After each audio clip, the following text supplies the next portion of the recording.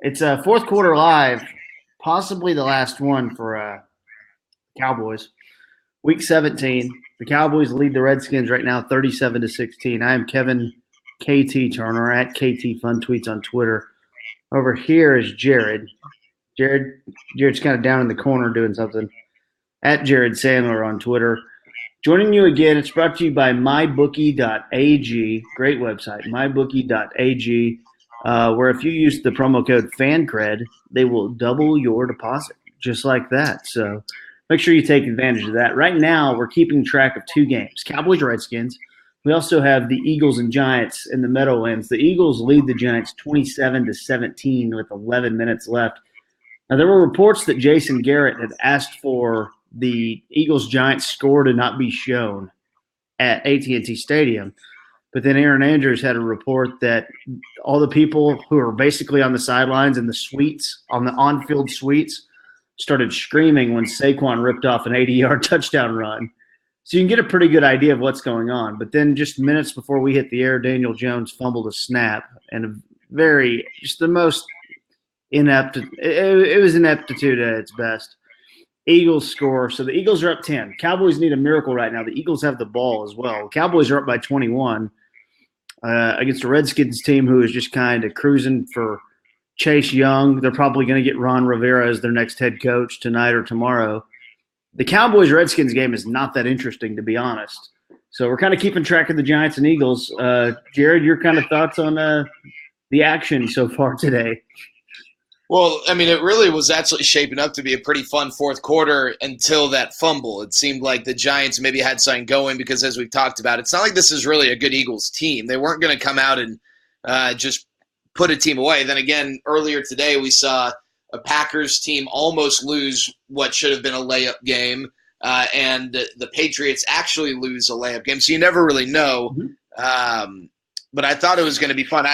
Maybe if the Giants can force a punt here and get a 3-and-out, they get the ball back, score quickly, it can be interesting. But it definitely is looking way more now compared to even 10 minutes ago that the Cowboys season is ending tonight.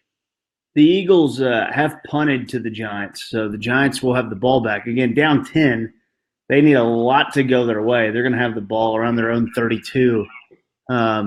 Needing two scores to at least try to get this thing into overtime and make it interesting. Looking at the NFC playoff picture, you have the 49ers and Seahawks playing for the West tonight.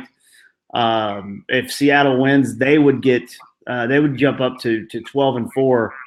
So they would pass the 49ers. The 49ers would jump to the 5. So that's kind of what they're playing for tonight is the 3 and the 5 seed tonight. That's how that would end up going. Actually, if San Francisco wins, they would get the 1 seed. So yes. San Francisco's playing for a lot. Yeah. Green Bay needs a Seattle loss to get the 1, but Green Bay is locked in at the 2. Green Bay needs a Seattle win to get the 1. Yes, needs Seattle. Yeah, Seattle win to get the 1. The 49ers loss. Cowboys would be set at the 4 if they were able to sneak in. It looks like the 5 is probably going to be Seattle. I think if we can say that Seattle, with all their injuries, are going to be beaten up, and let's say San Francisco wins tonight, it would be Seattle going to. Right now, it looks like Philadelphia, but still, we've seen some crazy things happen in Week 17. Again, there's just under 10 minutes left on that game in New York. We're going to have a little focus, on that game today. Just because that game's just a little more intriguing than the Cowboys' 37-16 drumming of the Redskins. Big third down coming up for the Giants too, Jared. And I hope it's 4-down territory for them. They need to start playing desperate, but what do the Giants care? They may be in for a loss and draft position and all that good stuff, Yeah. Let me look up NFL draft order because I want to see where the Giants are. While you do, and this is something we can talk about as the fourth quarter progresses, I imagine this is not going to be an event-filled fourth quarter, really, not just with the Cowboys game, but perhaps even that game on the East Coast. But I'm curious, I think sometimes timing is really important when you're hiring a head coach because, you want to fall in the right time where the right guys are available, but also you don't want to be the 5th most appealing job. You don't want to be the 3rd most appealing job. You'd like to be the 1st or 2nd most appealing job. And I think that a lot of times, or I don't think, a lot of times you fire a head coach because the Jimmies and Joes aren't very good. And you don't have the players in place. But there are some occasions, some instances where that's not the case. Maybe the previous head coach retires, or it's a situation like this where lots of talent, maybe they just need a new voice. I got to believe that this job is incredibly appealing, that the Cowboys head coaching job is appealing. Now, some people might say the aura and the glitz and glamour of being the Cowboys head coach is a great thing. Other people might look at all the baggage that comes with it and not love it. I don't know, but I'm curious, is there a job that's available that you think is unequivocally a better job, or do you think the Cowboys have the most appealing job, with the thought that I think and you think they've got the quarterback in place, which a lot of times is what is lacking when a job opens up, is that team just doesn't have a quarterback, and that's ultimately why they didn't have the success they wanted. Well, no matter what anyone thinks about the Cowboys, whatever anyone thinks about working with Jerry and Stephen Jones, and by the way, people enjoy working with Jerry and Stephen Jones. The Cowboys, I've said this a million times, I feel like I'm repeating myself, they're the most famous, lucrative franchise in all of sports. It is the best job there is. If you're going to coach in pro sports, it's the best job there is. Now, is it better than running the whole show at Oklahoma? We'll find out, because I would assume they're going to have a Colin to Lincoln Riley. What about KT? And I know that the front office setup might not be the same, and maybe Dave Gettleman's out. I don't know, but if Pat Shurmur were to be fired, they've got Saquon Barkley and Daniel Jones in place. They got Leonard Williams on the other side, right? They traded for him. Not that you take a job because of Leonard Williams, but you want to go to New Jersey? What's that? Do you want to go to New Jersey? Well, I don't know. I mean, it's pretty primo here. Great weather, no state income tax, the best facilities that they have to offer.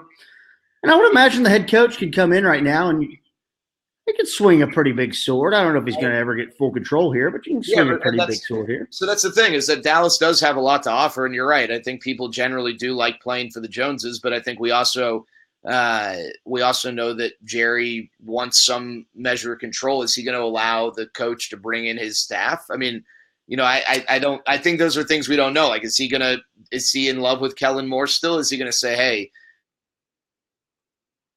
you do whatever the hell you want? Because I think those are things that could, with the Giants job, for instance, and Michael Gallup's just having the greatest game of his life, another touchdown. Yeah. But with these preseason games are good. Oh, it might. I guess it's coming back. Maybe it's come back. I don't know.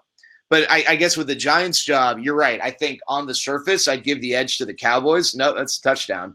But with those little things, I don't know. I mean, it might be, that might be something that sets it apart. I mean, we saw Matt Rule turn down the Jets job because they weren't willing to give him his staff, and that's obviously important.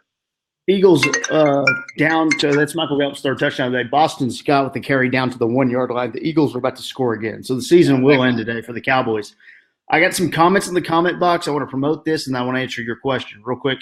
If you want to join the fan line, there's a green button at the bottom right of your screen. Just hit that. We'll pop you on with us. Also, leave your comments, and Jared and I will are about to read through some of those. The MyBookie current odds, I'm going to wait. Our producer Cam sent me some, but I'm going to wait and read them in a minute because the Cowboys just scored and it might have changed. Again, this is all brought to you by MyBookie.ag. The promo code is FANCRED, FANCRED. Pump that in your promo code. They'll double your deposit immediately like that. Before we get to these comments, what you're saying about hiring staffs, I'm fascinated with. Let's start at the top. Urban Meyer, he has contacts. Urban Meyer right now does not have a current staff. Now, he does have college football contacts. If I am someone who's attached at the hip to Urban Meyer, or I'm being involved with Urban Meyer, I'm also someone who's on a college football coaching chain where NFL failure could set back how much you've worked all these years to climb a college football coaching chain. So I don't know. Like, to me, Urban Meyer's always made the most sense in terms of flexibility. I don't know how Cowboys fans are going to react to this. I don't know how you're even going to react to this, Jared.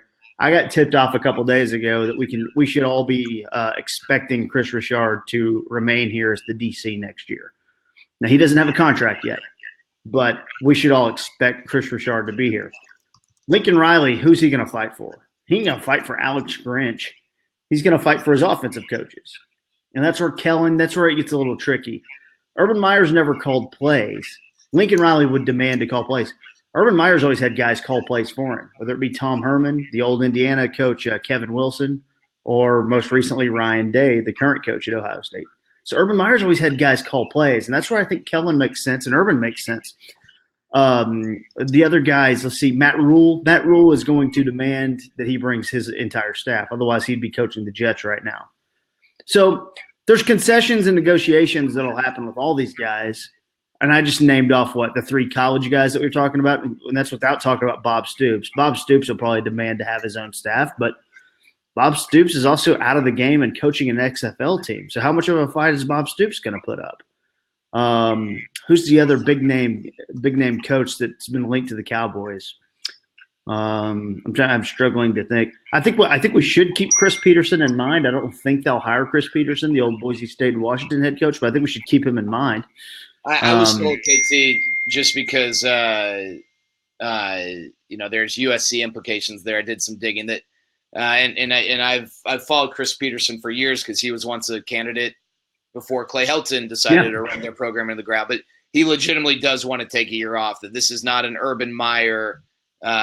Let's now reset to get the next best opportunity. He will coach again, I was told, but that he legitimately does want to take a year off, and he's not unless something were to change drastically. There's no intention to get back in this next year.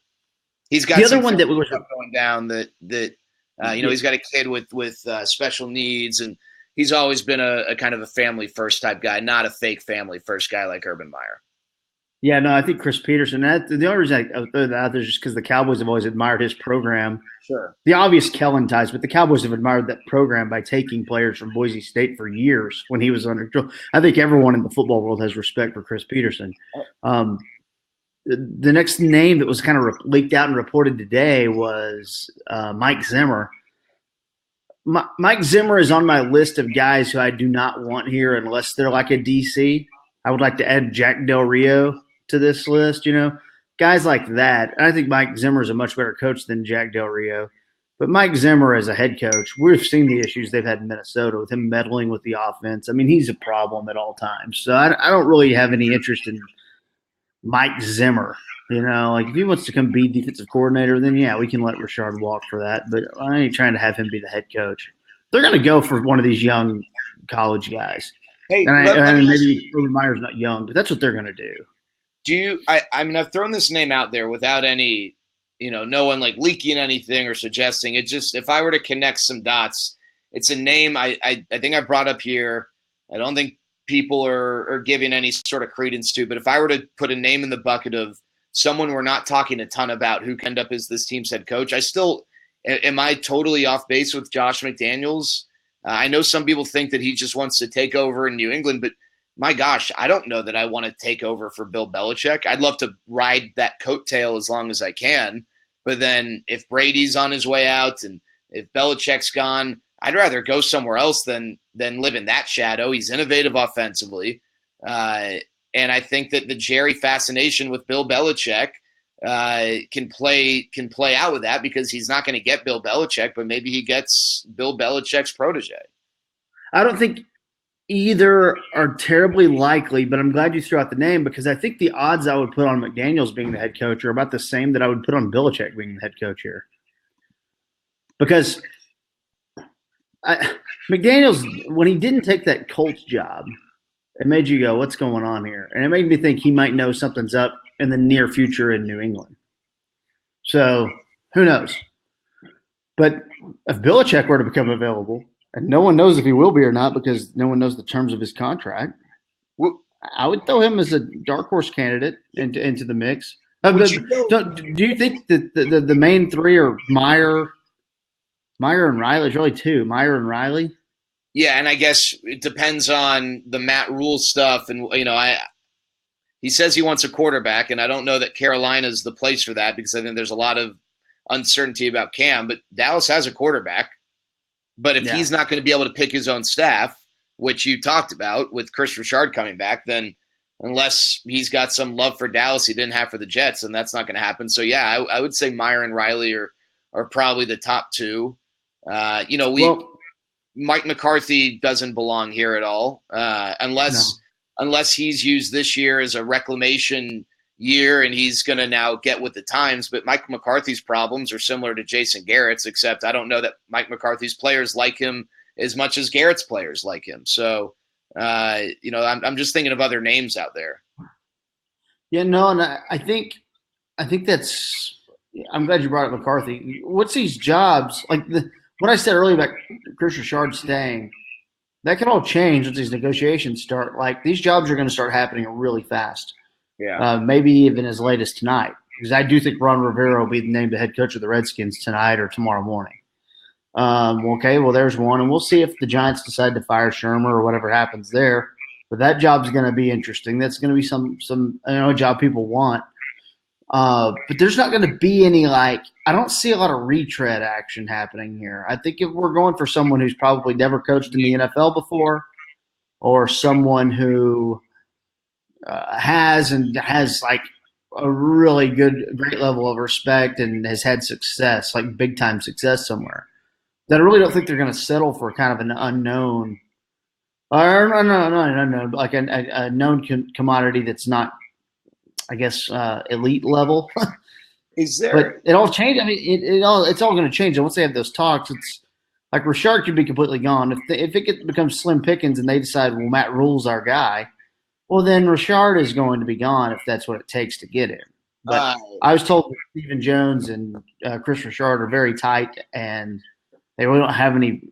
They're not planning on losing Chris Richard. Yeah, I know, because Chris Richard's done a lot to earn his job this year. But you're right. Well, let me ask you this. I'm of the opinion that Jason Witten is going to be the coach who follows the next head coach of the Cowboys. I could see that. He's not going to be the head coach next year, but Jason Witten will succeed whoever succeeds Garrett. And the days of the 10-year leash are over here now that Garrett's gone. Or will be gone, and they've played this to where they don't have to fire him or whatever. It's interesting. Showing on the game right now, it's 44-16. The Cowboys' offense is out there, and Witten's just over there talking football with someone. I'm assuming today's his last game. I'm assuming, as it's 34-17 Eagles with 4 minutes left up in New York. I'm assuming he's done. Like tonight's his last game, right? It's kind of a weird way to go out, though. Would it surprise you if he came back next year? So do you? And maybe you missed this. And these sorts of things I don't know, some carry more water than others, but I don't know if it was Joe or Troy. Troy, I think, said earlier that Jason Witten fully intends on playing next year. Now, the reason why I put stock into that is because if he didn't, then I don't think he would tell Troy, or if he did tell Troy, Troy would know not to say that. So I don't know if Troy says that unless he really believes, because I fully believe that Troy knows, just like a lot of analysts, but certainly with Troy and the Cowboys, I think Troy knows plenty of things that he can't bring to air. And my guess is he wouldn't have said that if he was under the impression Witten was done. I don't know. Who would be surprised? I wouldn't be surprised at all. It's been the weird thing that hasn't been talked about. Like I wouldn't be surprised at all. Yeah. It's because it's not the leading Jason Garrett narrative. The leading Jason Garrett narrative is, can he play less, please? Yeah. Cedric's got a comment that says, first he says, no Zimmer, please. Then he says, what's the fascination with Witten as coach? What has he shown to make so many believe he can be a coach? Well, I don't think Jared and I have fascination with Witten as coach, but it's very similar to Michael Young is out with the Rangers, and immediately he is getting talked about as being a manager. It's the same thing as Dirk. You can do anything you want to do with the organization. Mike Modano, it's the same type of thing. Witten's an all-time GOAT. We also know he has those aspirations. And he has coaching aspirations. Yeah, he absolutely does. So it's not that we're sitting here saying he's going to be a great coach. I have no idea. I think he'd be a better coach than broadcaster.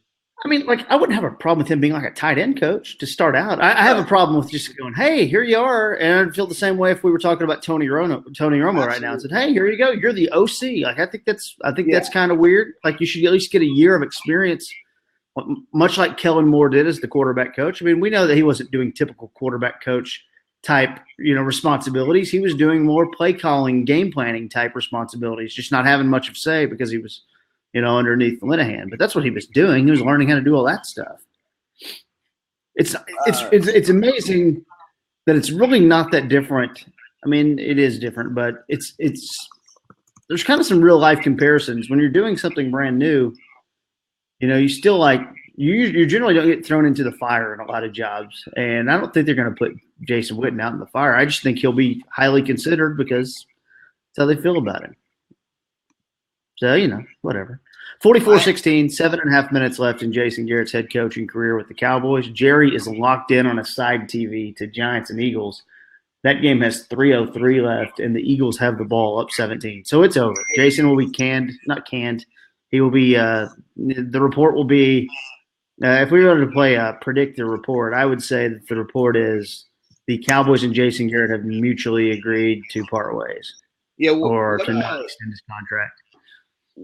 Okay, so I got a few questions for you here. One, 5 to 10 years from now, 5 years, how will Jason Garrett be remembered? Because whenever a coach gets fired, I'll use Mike McCarthy. I don't think any Packers fan was upset to see Mike McCarthy go, but 5 years from now, 10 years from now, he won a Super Bowl. Now, Jason never did that, but Jason also wasn't a total dumpster fire. So how does he get remembered 5 to 10 years from now by Cowboys fans? Is it the robotic clapper, or do you think it'll still be the clapper? It'll be the joke, the guy who wasted the career. He will get blamed for wasting the career of Romo, Shonley, Witten. He will get blamed for all that stuff. I think that's unfortunate because while I don't think he is now a great coach, I think he accomplished enough to where he earned a degree of appreciation that I don't think he's going to get. Yeah. I absolutely agree. But at some point, he did himself no favors with the fan base. Because absolutely, who are the people who are talking about this? It's fans, right? Yeah. Talking heads can talk about this. Like you and I, we can talk about this, but it's fans who talk about that stuff. Yeah. And he did himself no favors with fans. I want to be honest. I love John Daniels with the Rangers. I know you totally appreciate what he's done for the team, but how a lot of fans want to blame him for stuff. Yeah. And I sit there and go, well, listen, I personally wish John sometimes, and John, by the way, privately, as you know, Jared is a funny guy too.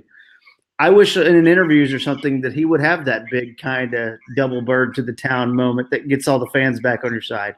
I wish Jason would go in a press conference and just be real, And Jason won't do that, He's never going to take responsibility for anything.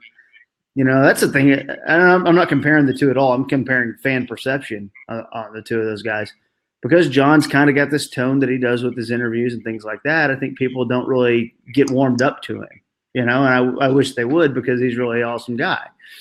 With Jason, it's the same thing every year. Once you've seen it enough and you haven't taken another step, then you're just in the same spot. I think we're all trying to evolve and get better. And you get the vibe that Jason's not. Jason's too stubborn to try to evolve and get better. He's a stubborn, arrogant guy. I do think it's kind of ironic that one of the axioms that he's peddled for years that people scoff at is, we got to get better at all three phases or whatever. And, I think a lot of times that's said because, hey, let's not discount special teams and whatever. Well, special teams this year and what's going to be his last year have been absolutely atrocious. Yeah. And it's just so disingenuous. Do they really care about all three phases? Because if they do, why have they allowed the worst punter in the NFL to be the worst punter in the NFL all year long? Why did they hold on to Brett Maher as long as they held on to Brett Maher? Why did they have a critical error in the punt return game several weeks ago where they told Tavon Austin to signal for a fair catch when there was an opportunity for him to make a big play? It just seems like not that special teams have been his downfall this year, but the special teams have been horrible. So the other question I had for you, KT, is how soon will we have a new coach in place? Knowing the Cowboys, they'll drag it out. Talking to our good friend Derek Eagleton over at the Dallas Cowboys website, DallasCowboys.com. I'm talking to him a long time ago about this. And he was talking about traffic, web hits, what a Dak contract might be, web hits. He said nothing will spike the web hits more than a coaching search. And he was referencing the Parcells days and all that stuff. The coaching change drives more traffic than anything the Cowboys could do. Cowboys are going to drag it out, man. They're storyline people. You know that. Like, I don't think it happens very quickly. I think the meetings will start happening soon, but it's Lincoln Riley getting beat makes him very available right now to meet. I mean, the Cowboys tomorrow can start talking to people. Like, they can get on it if they wanted to. I just don't think they will. I think the Garrett news will happen tonight or in the morning because everyone in the world knows it's going to happen. I think that just happens. And then moving on down the road. Hey, I want to read a couple comments. We got a lot of people who are popping in here. CE says, does the defensive scheme change with Rashard at DC? I don't think it does. I also think when you signed DeMarcus Lawrence to that contract, you did kind of lock yourself into staying a 4-3 team. Maybe DeMarcus Lawrence could be a 3-4 outside linebacker, but I think you did kind of lock into being a 4-3 team for a long time. I don't think the scheme changes. Skip, our good buddy Skip, says, who is our special teams coach? That's Keith O'Quinn, and he will be gone. He will not be retained. I can almost promise you that. Pete says, you guys did a great job with this Fan Cred show. Look forward to next year. Thank you very much, Pete. We hope to be back next year here on Fan Cred. I'm sure we will be doing fourth quarter live again. KT's secretly a Garrett guy, so when Garrett gets let go, then you got to wonder about KT's status. Yeah, who knows if I'm still going to be here if Garrett gets let go. Hopefully if the Mavs make a playoff run, maybe we could do some Mavs fourth quarter live. Let's do it. That'd be I think that could be fun later in the year. So tell all your friends at FanCred to get KT and Sandler on. Get KT and the Sandman on for some Mavs playoff action. Now it's either George or Jorge, and it's probably George because there's no tilde. So we're going to go with George, but it's with a J. But I'm going to call him Jorge for fun. Will another coach actually change anything with Jerry in charge? Apparently there are guys he wants to keep. What's the point on getting a new head coach? I think the message is more important than anything else. Just like the message through the whole organization is that we're not going to do this mediocre thing anymore. Honestly, it's what Garrett should have been fired a month ago. KT, I will say, and I tend to think that Kellen Moore is really bright, and I think he's going to be successful as a coordinator, and I mean, who knows, maybe more in this league. But a part of me always believes if you're bringing in a head coach, especially if it's a first-time head coach, you need to let them pick their staff, because there can't be any uncertainty. Is he with me or is he with Jerry? And yes, a part of that, they need to pick people with experience who maybe have head coaching experience to support them, but let them pick their guys. And, maybe people love Chris Richard, maybe they don't. I don't know. I think fans have a wide spectrum on this after this year in the defense. I just think that it's a mistake if you mandate, hey, you've got to keep Chris Richard. Now, maybe you can say, hey, we really like this guy. I'd love for you to consider him. I just think that you've got to let a coach pick their staff. That's what I think will happen, because all these coaches we've been talking about are all offensive guys, though. Yeah, absolutely. But they might to me, the bigger fights, if it does come to that, are going to be like Mark Colombo. He's a guy we love. Yeah. It's going to be fights like that, and Kellen, and maybe even Sanjay Law, and maybe all these guys. Oh, hey, this friction, KT, that's reported. What do you? I mean. It's going to be a new staff, so it's not like we got to worry about this for next week or anything like that. But anything that jumps out to you about the reported friction that's existed amongst the coaching staff that might impact things down the line? Well, I think every coach went into this year going, I guess we're all lame ducks. If the head coach is a lame duck, we're lame ducks. Now, what was that reported friction? What did you see that I might have apparently, according to Jane Slater, see if I can pull the tweet up, but it might take a while for me to scroll down, but Jane Slater reported that there's been friction amongst this Cowboys coaching staff, and basically that there are people in that coaching room who are not all on the same page, and maybe there have been some heated disagreements, stuff like that. Yes. I'm trying to find the tweet, but I can help you here. And I don't know, I might be stepping out of my lane, but this is what I know. I know that there is friction on the defensive side of the ball. I don't know. Maybe it rhymes with Schmalin Smith. I don't know if everyone was real happy about him getting a contract. Yeah. From a player's side, there were coaches. They had some accountability issues with coaches. I think they've had some issues with maybe organization, maybe playing favorites with some guys that has made some players and coaches upset.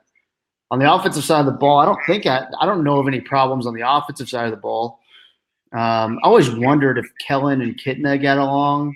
I'm sure they do, but I've always wondered that. I will say this: as CE's got a comment that says, and we got a fan backstage that we'll bring on in a minute. Oh, Cedric said, is it possible to get Cobb back? I think it's possible to get Cobb back, and I think it's important to get Cobb back. I think Cobb is such a huge element for the locker room on this team. I just think that's something that they really needed, was a guy like Randall Cobb to be a stabilizing force, because it was not all rainbows and gummy drops and all that, all that stuff in the locker room. There were some definite issues in that locker room this year. Yeah. But specifically, it's hard to pin down right now. I'm sure it'll all come out. Skip says, KT, who are we looking for in the draft? Any names for the first round? Well, we're kind of in that 12 to 15 range. If we're going DT, we need to keep our own Javon Kinlaw. He is a defensive tackle from South Carolina. Javon Kinlaw is kind of my dream pick right now at defensive tackle. If the Iowa defensive end, AJ Epinesa, if he were to slide, I think that would be good. And I think they could go cornerback too. We just saw Sean Wade get kicked out of that Ohio State and Clemson game. I think he'd be a really good cornerback. Witten is shaking the hands. On the sideline, Witten is shaking the hands of everyone, telling them great job. I don't know if he's saying goodbye or if it's that could be an emotional thing. That's kind of weird. Maybe it's not weird. We have Jeff on the fan line. Let's bring Jeff in here backstage to join us. We can't end the year without Jeff. He's been absolutely. Jeff's been huge all year long coming through for us. What's going on, fellas? How you doing, Jeff? Dude, I never thought I would be depressed after a 44, point not total point ass whooping, but for the Cowboys to score 44 points and win. Yeah, 47-16, you should be celebrating, right? Instead, everyone's kind of like, oh. And I told everyone, this is what kind of, I don't know, yeah, it pissed me off. I'll put it that way. But Cowboys fans are doing the whole thing of, well, we don't need to go to the playoffs. I was like, you really want to go watch the Eagles play then? Because that's what's going to happen next Saturday night. The Eagles are going to get a home game, or next Sunday. You're going to home game in the playoffs while you're at home. That is not going to be fun to watch next week. You're going to be mad, and you're going to watch it because we're all addicted to the NFL. But, that's to me what I was trying to explain to fans is you would rather be there than them. So, yeah, it's a bummer, man. I didn't think this season was going to go this way. I'm highly surprised. I mean, if you think about it, they had, 2-3 game losing streaks? Yeah. The inability to win one extra game, whether it be at Jets, that game at home against the Vikings. I mean, you can go down the list of games. Last week, even in Philadelphia, with that inability to win one extra game, it got you. That's all you needed, and that's all it comes down to. And if you think some things would have been done earlier to help things, whether it be getting Maher out of the picture, a nice guy, but at some point you're draining other people. Just seeing you drains you, Little things like that. They didn't show the urgency needed to act like they needed to go win 9 games or 10 games to win the division. And instead, the Eagles have officially just won the NFC East as the clock has run out in New York. Eagles 34, Giants 17. The Eagles are the 4 seed in the NFC. So it sucks, man. About this is, look at the defensive game plan today. I think I saw more blitzing today than I have the previous 4 games. They played desperate after the first quarter, really. 26 seconds left in Jason Garrett's Cowboys head coaching career. Unless he's one of those guys that comes back for a second stint late in life.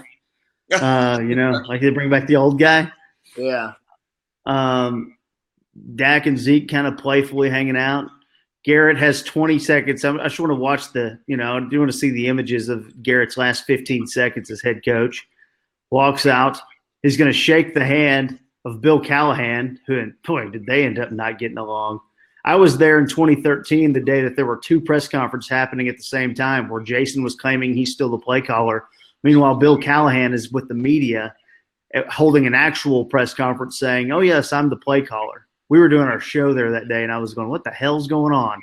And that was my first not my first year of covering the Cowboys, but that was my first WTF moment covering the Cowboys. And Bill Callahan looks a lot like Don Johnson. He does. That's a great point. So, thanks for popping on with us, Jeff, man. We appreciate you jumping on with us all year long, and maybe we'll do it for the Mavs. And of course. When they're in the playoffs, and maybe we'll do it.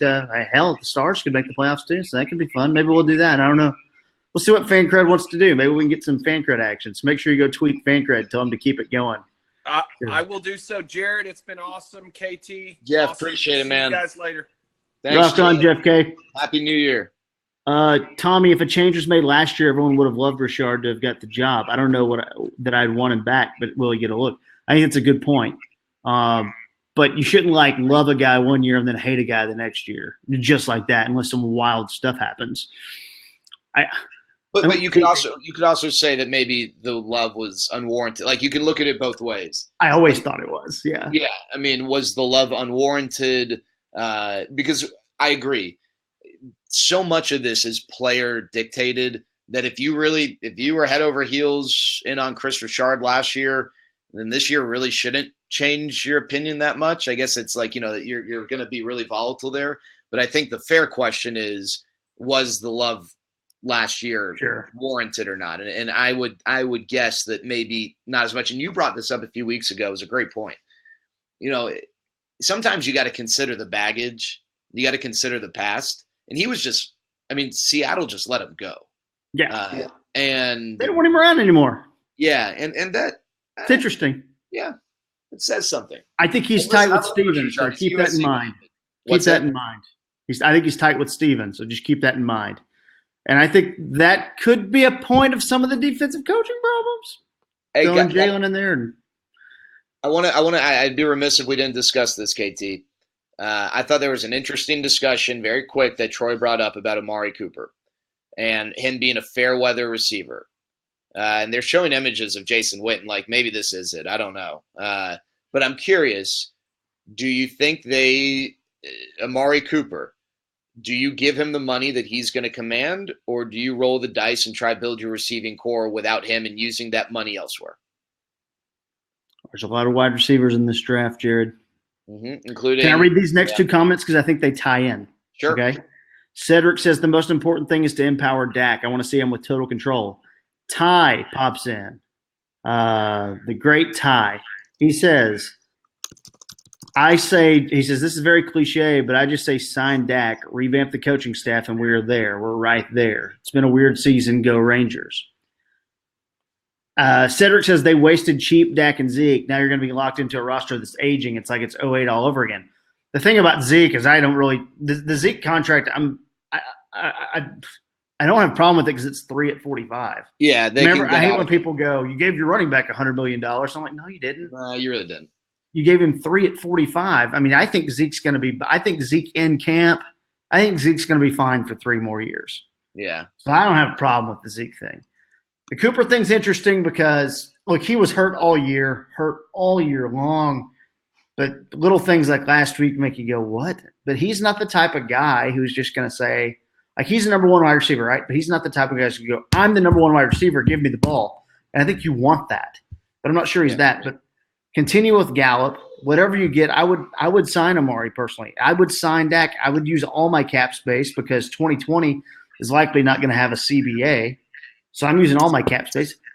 Marcus Peters just got 3 at 42, and he's an interception guy who gets torched a lot. Byron is a guy who does not get torched a lot but doesn't get interceptions. I think 3 at 42 is a good area for him as well. I don't think he would sign that, though. So I don't know what you do with Byron. I don't know what you do with Robert Quinn. There's a lot to think about there. Yeah. This is all going to start all over, man. Like with getting rid of just – go ahead. Let's start, Katie. I was going to say this is an important offseason, and it's the head coach is going to get a lot of the pub, but there are a lot of big decisions to be made. Well, I don't think people realize how much change is going to be happening on the roster as well. There's going to be a lot of guys who aren't here anymore, who were here. A lot. So, I mean, if you look at the list, there's a lot of free agents, but I think there's more than that. So I think there's going to be a lot of revamping going on. But I also think it's a roster that can still win with the key places with the key pieces in place. Lower places in place. Dak, Zeke, DeMarcus Lawrence, losing Tyrone Crawford. That's part of the defensive problems that you saw, like the friction and all that. Losing Tyrone Crawford was not good for that team because he was a guy who would kind of check DeMarcus Lawrence and make sure he's, doing the right things. Not by doing the right things, he's saying and doing the right things as a leader. I think leadership's become such a generic term that you forget what the ins and outs of leading are. It's like it's very important. Yeah. That stuff, I know it became a joke in the Michael Young days with Wash and all that stuff, when everyone's talking about that stuff. It's like, no, that was a realistic thing that needed to happen.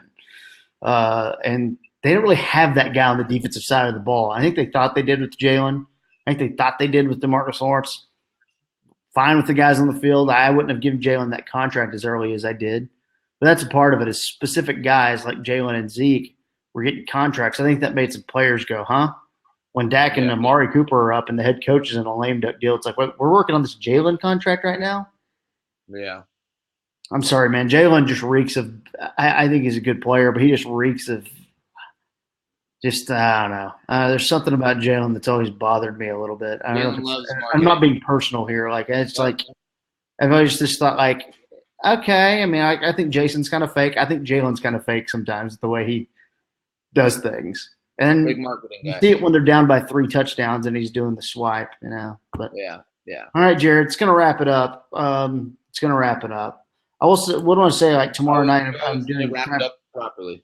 Can I promote something real quick? Tomorrow night, I'm doing a podcast live at Dots and Deep Ellum with Brian Broadus and John Machota. So if you want to get some more Cowboys action, see it at Dots at Deep Ellum. We'll start taping at 6:30 tomorrow night for an About Them Cowboys podcast.